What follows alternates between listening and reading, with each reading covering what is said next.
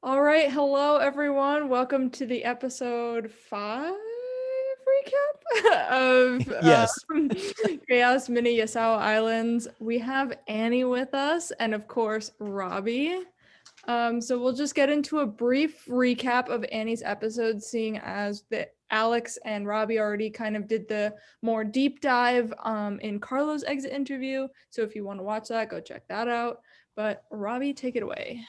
Yeah, so we just before this episode, the people playing the game would have experienced Ryan going home. So pretty much right after Ryan goes home, and a flipper, exists now because votes went to Ryan that people didn't think would go to Ryan.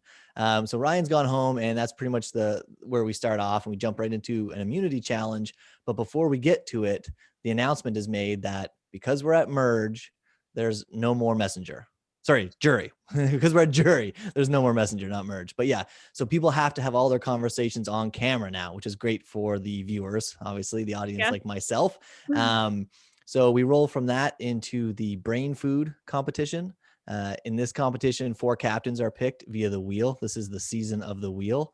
So 4 captains are picked. They all pick their partners. So Austin grabs David as a partner, Karen grabs Jeremy, Carlo grabs Annie, and Corey grabs Phill.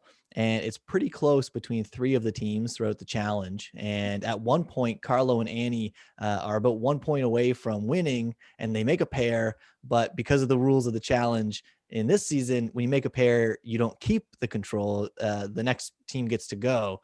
At that point, Annie and Carlo really couldn't do anything to save themselves because there were only 4 cards left, 2 easy pairs to make. So, it ends up going around. Austin and David make the final pair, and they win immunity. So to recap that, or to summarize that, now David has immunity and a hidden immunity idol going into the scramble round from there. So we go into pre-tribal. I know I'm flying through this, guys, but I want to get to the questions. I want to get to the good stuff. So we go into the pre-tribal. It kicks off with Annie talking about being a little bit in the dark at this point, not a lot of info going around, and not really sure who flipped. We see in the episode, and we see with Corey talking with Phill that some people know that Phill has flipped, but at this point, it's not widely known information. So David, Annie, and Carlo are really concerned at that point with who can we trust. And Annie brings up a really good strategy of, even though she says, I'm in the dark and I don't have a lot of information, my strategy right now is to try to get somebody to give me something. And I'm going to use that to build bonds, I believe is the phrase that was used, with someone, and just get a crack building somewhere and really just get the ball rolling, which is, the best strategy you can do at that point. Then we roll from Corey, and he's playing dumb. He doesn't know that Phill is the flipper and pretends he doesn't know anything. I think Annie knows that Corey's lying at this point, because you actually laugh, Annie, when Corey says, I have no idea. Does anyone know for real? And you kind of just give him a snicker at that point. Like, come on, man. There was a big sequence with that. I forget if I shared all of it, but it was like one person came into the call and they would ask, okay, so do you know who flipped? And another, and no, I don't. Another would come in, you know who flipped? No, I have no idea. Everyone would just come into this one room, and anybody know who flips? I have Yeah. no idea. And for this episode, and really a couple afterwards, the flipper, is really the whole theme. Nobody knows who flipped on this vote. Well, sorry, not everybody knows who flipped on this vote. And even the original Ryan vote that ended up going, I think it was Ryan and Austin tied, and ended up going to Rocks there. And there were 2 flippers. And in this episode, people are still concerned about who that person was. And no one is suspecting Karen at all at this point. And she pops into the room, and everyone guesses every name but Karen, which is kind of hilarious. Even they guessed Austin at one point, and Austin couldn't have flipped because he couldn't even vote. Right. So it's a lot of confusion going on both sides. And I know we're merged, but there's definitely 2 groups of people here. Oh, yeah. And both sides are concerned about who can they trust, who is their flipper. And the issue with that is you've got the Annie, David, and Carlo side worried about, is it Phill that flipped? And I think people are really putting it together that, yeah, it was obviously Phill. And when Phil's asked, Phill, did you vote for Ryan or did you flip? And he says, I don't know. And then David goes, "You don't know? Okay." Like, so I think it's clear that that group of people don't trust Phill anymore. But the other side that feels more safe because they have the numbers now with Phill, they're not even strategizing about this vote. They're just trying to figure out what are we going to do moving forward, which puts Annie and Carlo and David in a really rough spot. Now David wins immunity, but puts Annie and Carlo in a really tough spot because they don't even want to talk about this vote. They're ready to move on to the next 2 or 3 votes.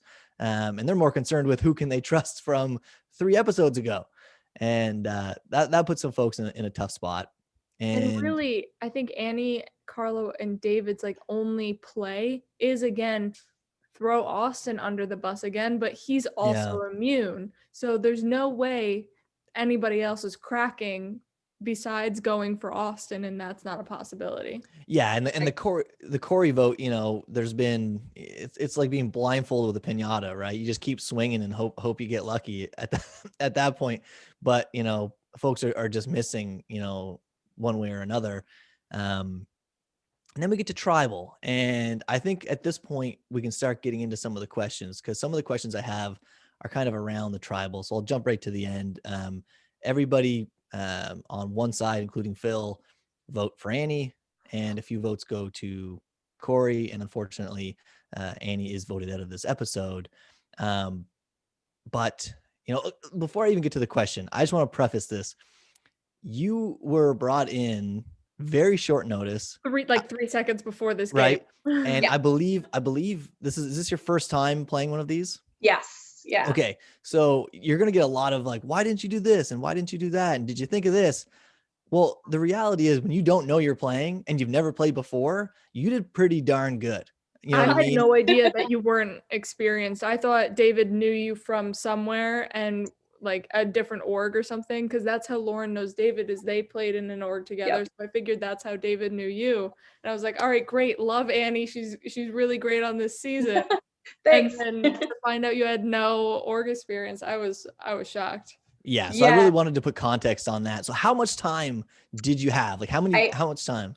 I looked it up. So I got the text message from Dave asking if I wanted to play at 11:14, and I was in the Zoom at 11:18, and I got a message from Lauren that was like, here's your list of supplies. And so I was shouting to my husband, I was like, okay, go see if we have solo cups, I guess, pencils, like anything that you can find. I mean, you see me in the call, like I'm still in my pajamas. Like I was like, all right, you know, clear the breakfast dishes. Like, I guess we're playing. Like, I guess this is happening today. Did you have any idea that it had the potential of being a 12 or 13 hour straight nonstop outing?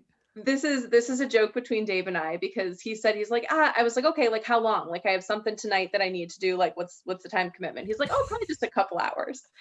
Or no, he said a few hours. And so my joke for him is, I was like, that was not a few hours, but it ended up working out. I had a blast. Like I was so glad that he asked me and that it worked out and that I was able to play.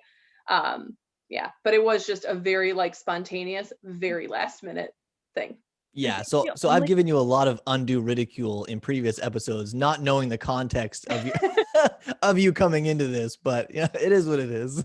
The only thing that Annie really didn't have like material wise was the water bottles, but she had 2 like barbecue sauce bottles, so she just had to take the L with the extra weight. But yeah, I didn't have the cups that I needed to do the one whole tribe immunity challenge, which is why I ended up on the puzzle, which worked out. But yeah, so I didn't have, I only had 3 solo cups.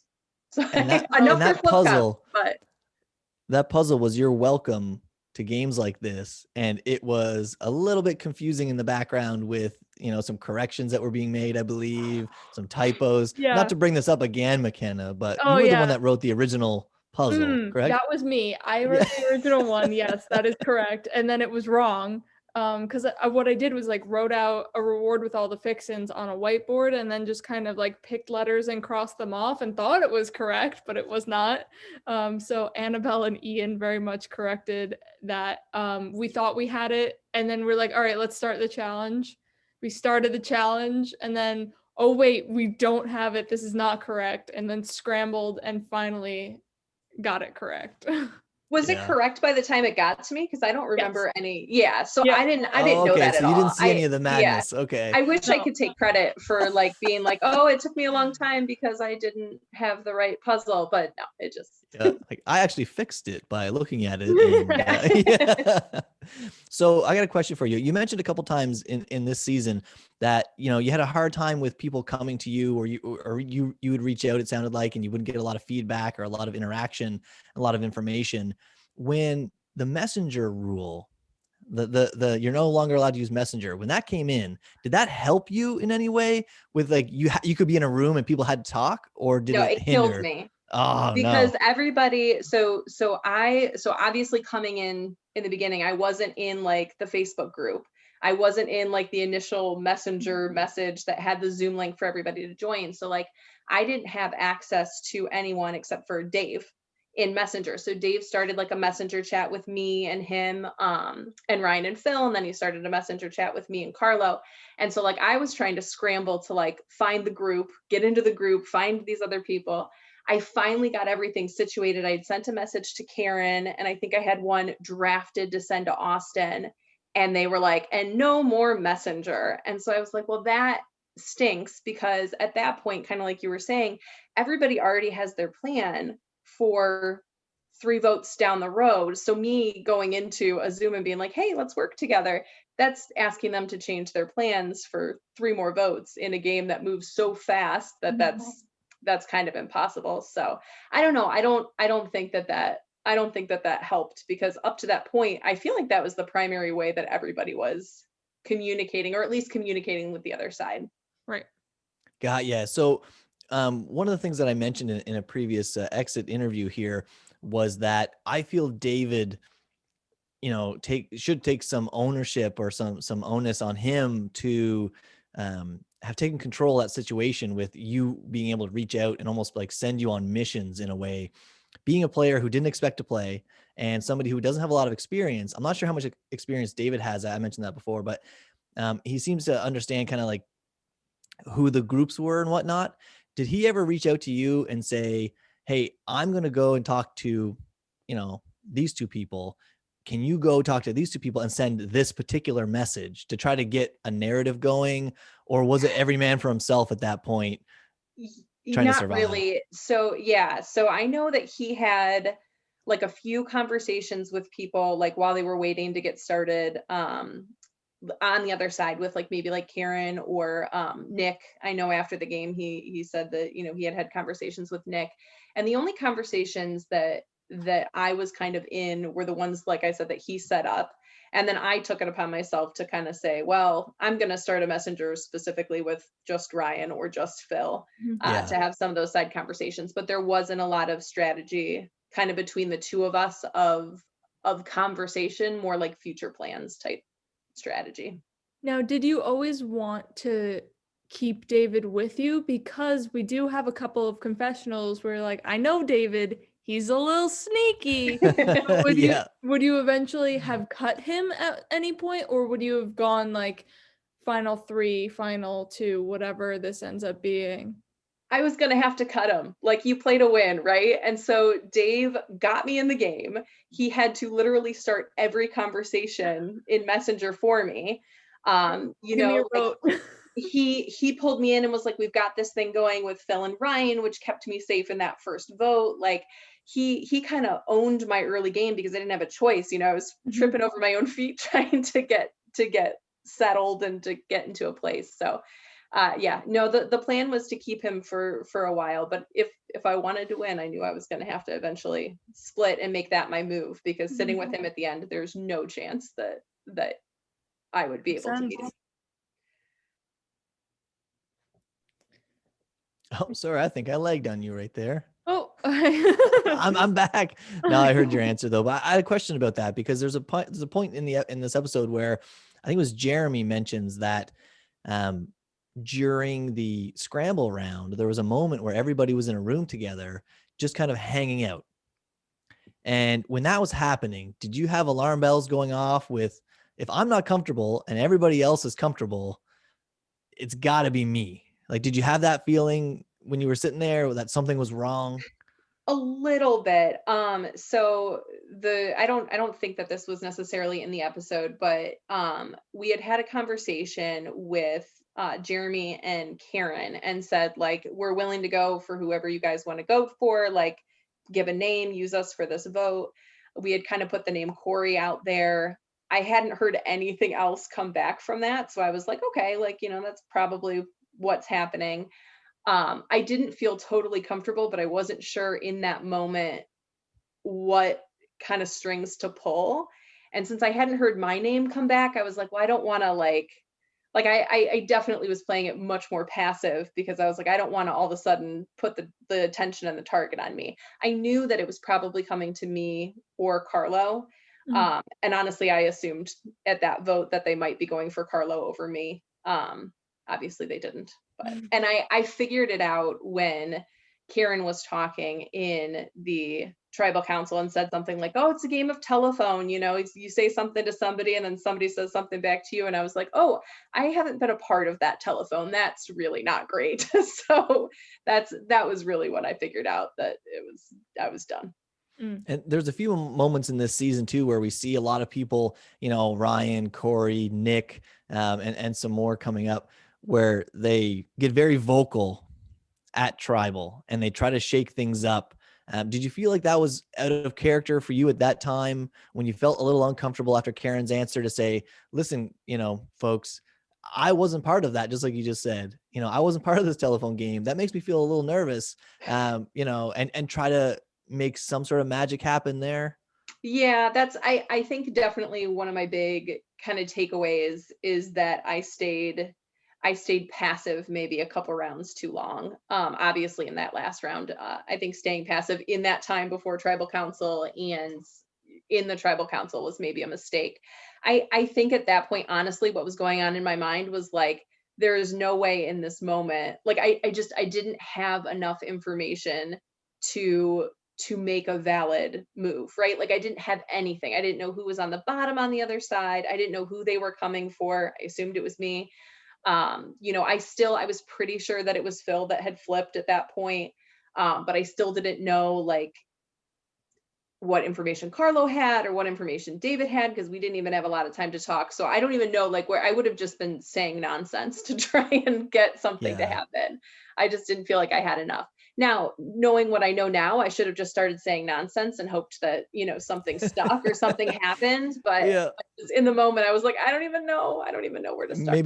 Maybe somebody would get offended and slip up or something. But right. I mean, like the only move that I saw there at that opportunity for you, which, may or may not have made any difference in the long run of the game, was you and David going to, like you said, you had Karen and Jeremy. Yeah. If the four of you could have said, let's build trust, I'll vote Carlo. Yeah. Let's all vote Carlo. I have no problem working with you guys. I'll prove it by voting Carlo out tonight. And just to give you one more week, but one more hour, really. Yeah. And maybe, but you know what? Who knows? Because at that point, you don't know how close Karen and Jeremy are or aren't. You don't know if Corey and Karen are sharing all the information. Like, you know what I mean? It's easy to sit back and be an armchair quarterback like I'm being right now, and say, well, this would have worked or that would have worked, but woulda, coulda, shouldas, right? But yeah. And it's funny because I was thinking, I know Dave like wanted to work with Karen, and I think they had a connection there from another game or from playing before.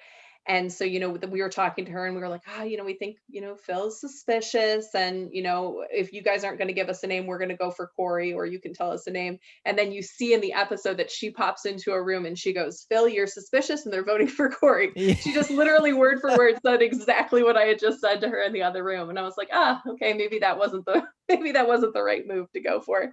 She clearly didn't want to work together. So. Now, did David tell you at all about having the idol or anything like that? So he did. Yeah. So he asked for my help with the clue. So we kind of worked on that a little bit together. And then after the fact, he had said that he got it. So did you tell him the answer to the clue? I don't know. He never said like, yeah, that was correct. Got it. Like, okay. I don't remember exactly what the clue was, and I don't know if I should really even share what it was, but like, I was like, here's where you find, like, it was basically his. It was essentially what buff was I wearing? Right. LA. Right. So I was like, okay, so you clearly need to look at McKenna's buff. And I think it was blue. Yeah. And I was like, so you need to find the tribe name of the tribe that is blue from whatever season that was. And he's like, okay. And then later he said, yeah, you got it. But I think he might have known that fact Okay. before we talked about it. But we did talk about like where the information was going to be. Okay. And then my other question is, did you ever think of, or did he ever talk to you, you ever talk to him about playing the idol that vote to vote out Corey, and that would have broken up maybe a little bit of any alliance that the other side would have had? We didn't have any information about who they were voting at all. Ooh. Or maybe he did and he didn't say anything, but I didn't have any information. Like I had no idea if it was going to be It me would have been or a shot in the dark. right. So I was like, I don't know where the votes are going for. So for me to ask him to do that, to like take that risk when I already know we're on the bottom, like Mhm. that just, yeah, it just didn't feel like it was going to be a worthwhile risk for his game, honestly. Yeah. And you don't want to expose that at the tribal council where you then realized, oh, the vote is me. Yeah. Right. Again, that would have been another good thing to maybe do, but I wasn't going to be like, hey, You David. don't know, because you don't know if David would have played the idol for you. Right. Then you expose that he for sure has the idol. Right. And what if it is Carlo? Then Right. you expose that David has the idol. He plays the idol wrong. So it's just, Yeah. I understand why you did not. Yeah, it didn't seem like it was a good enough move. If we knew who was going, or if we, even had like one piece of information from the other side, like I said, to like try to get something or to try to have a conversation with someone. But you go into a room and it's kind of like, I can't tell you you're on the bottom. I don't know that. And you know that I don't know that, because they were very like close and sharing information. So Yeah, and I'm 50-50 on that. I feel like, David seems to be in a lot more conversations, and I don't know how he gets in there, but we see a lot of clips of him, one-on-one with people, and then somebody comes in and he's, they're sticking around and he's got the ear of a few people. But yeah, it's tough when the moment comes and I'll read the votes, right? For you to have that split second to say, if anybody has anything, I think it's me. Now's the time to save me.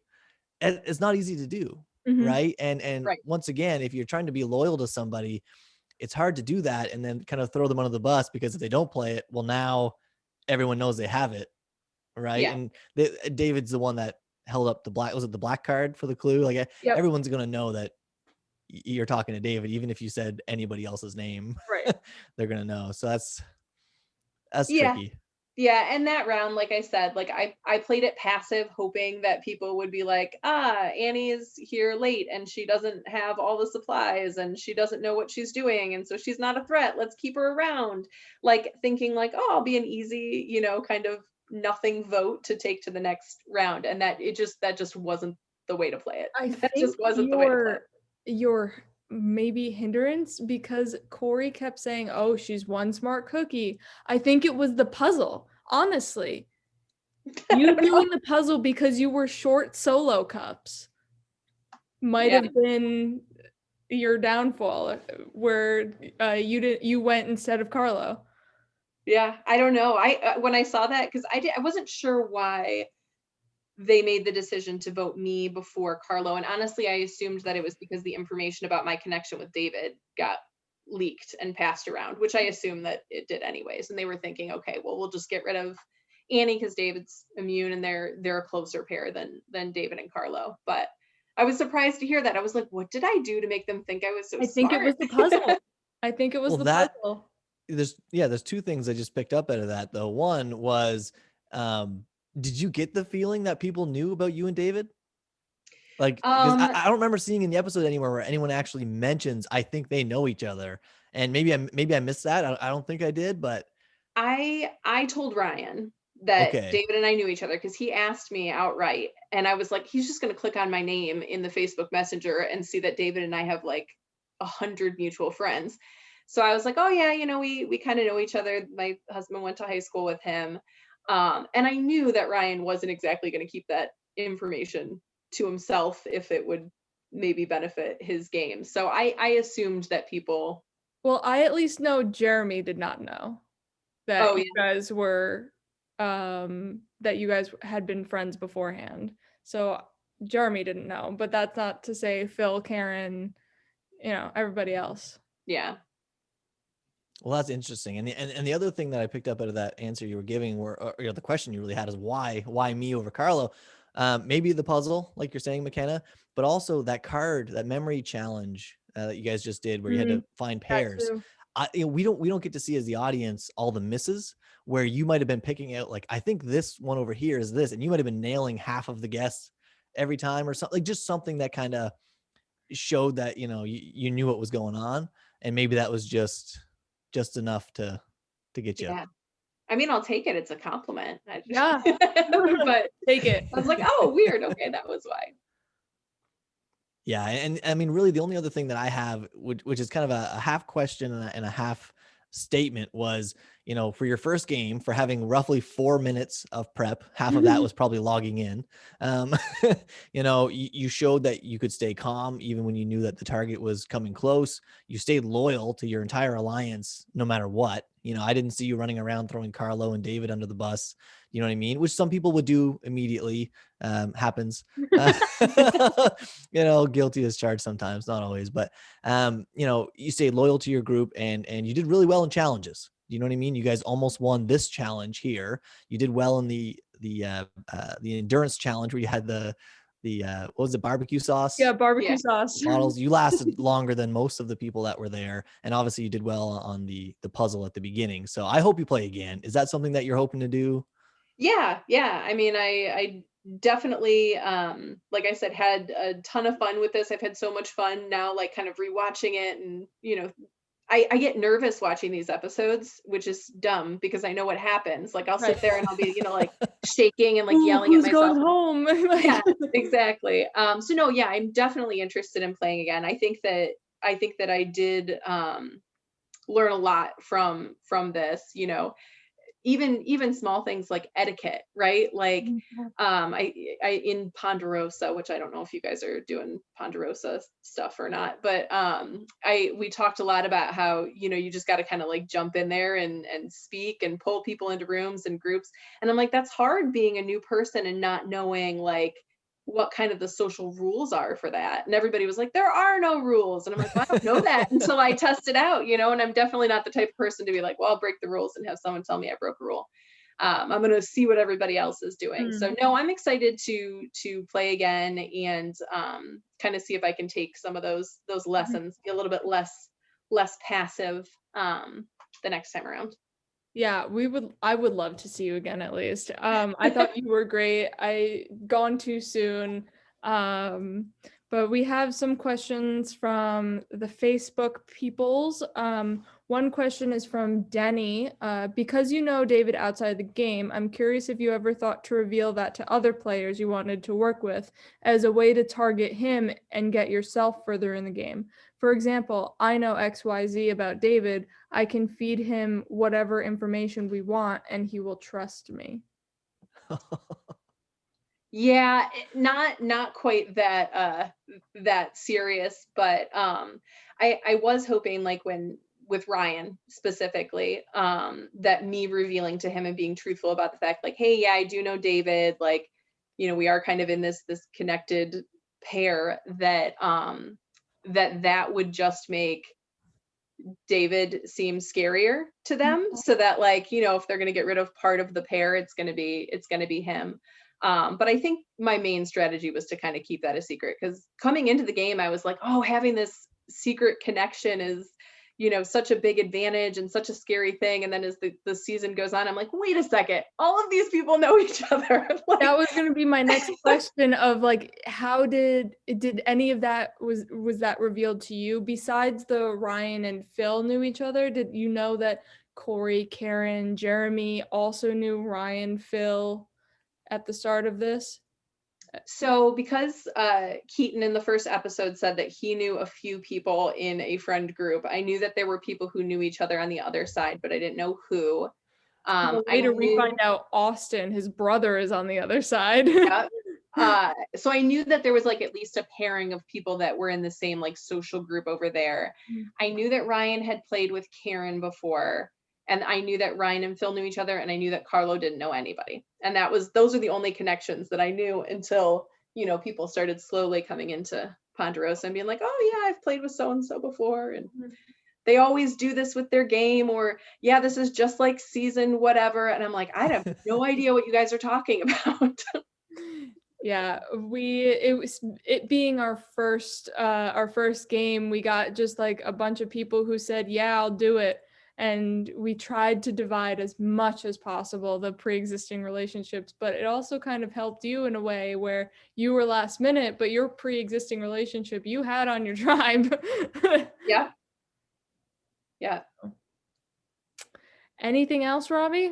No, I was just gonna, agree with that reply. I think keeping that alliance, kind of quiet is great in a mini.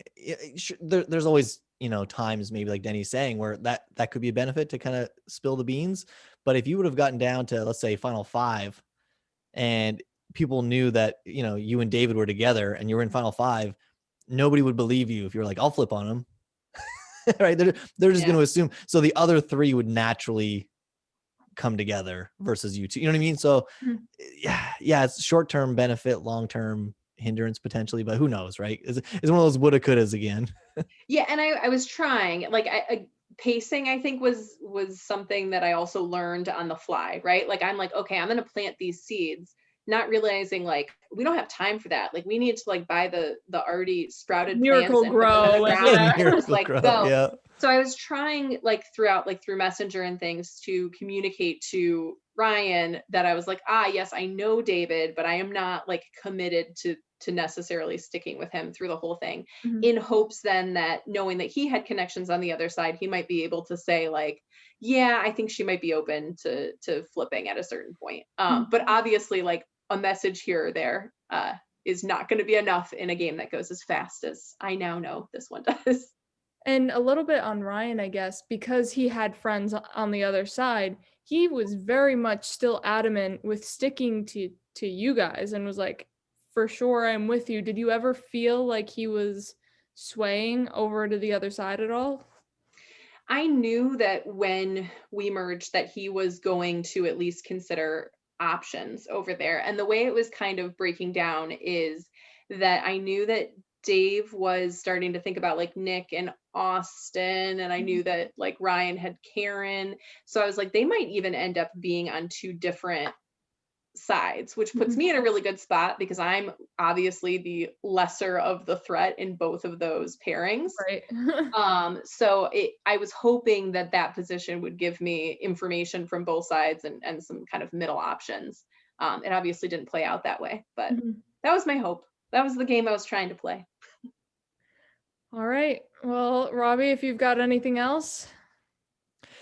Once again, I just want to echo how thankful I am for anybody who plays these things, but for somebody to step up in a moment's notice to jump without in, knowing what they're getting into.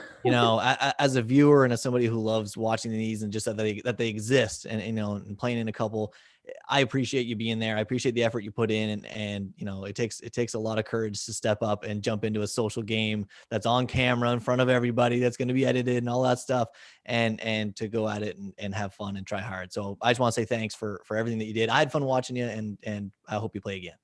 Oh, thank you. Yes, thank you. Thank you, Robbie. Thank you, Annie. The next episode will be dropping tomorrow at 7 p.m. Eastern, so look out for that, and we'll see you next time.